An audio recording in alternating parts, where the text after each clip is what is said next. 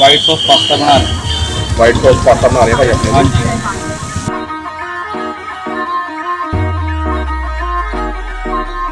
Capsicum है।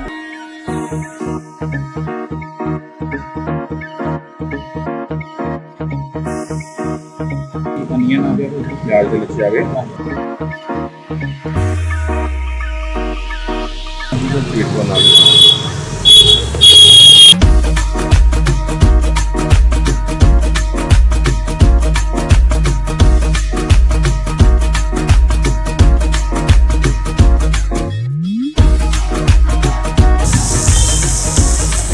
बना रहे हैं जी वाइट सॉस पास्ता। ये आ गई टमाटो सॉस आ गई। Chilli sauce, red chilli sauce आ गई।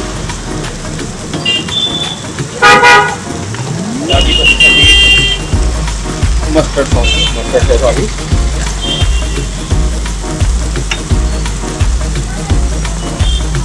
उसके बाद आगे चिली थोड़े चिली फ्लेक्स आ गए।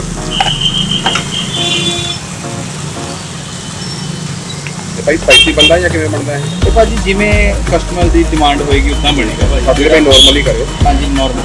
ठीक है जी। ये आगे भाजी ऑर्गेनिक। ऑर्गेनो आ गया। उसके बाद भाजी सारे आगे मसाले। ये आ गई ब्लैक पेपर भाजी। ब्लैक पेपर आ गई। थोड़ा सा जीरा आ गया। जीरा मोटो आ गई। नमक आ गया। मिक्स कर रहे हैं भाई।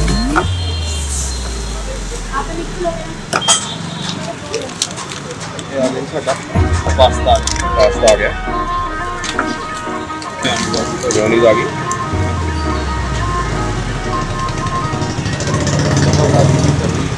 अमूल क्रीम आ गई। पूरा क्रीमी पास्ता बनेगा।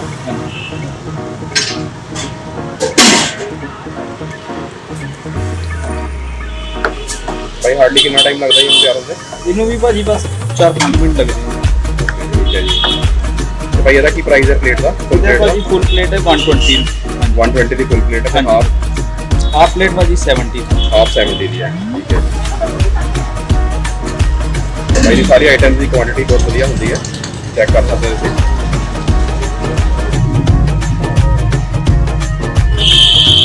सीजनिंग आ गई।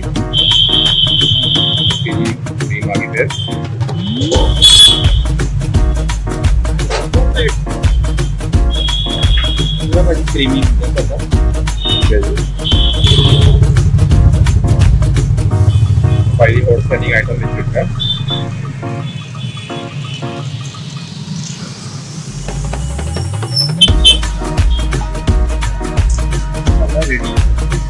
आपका रेडी है जी। लेने जा रहे हैं। 120 रुपीज़ है फुल प्लेट है 120 रुपीज़। सीजनिंग आ गई। ये रेडी। Pasta ready.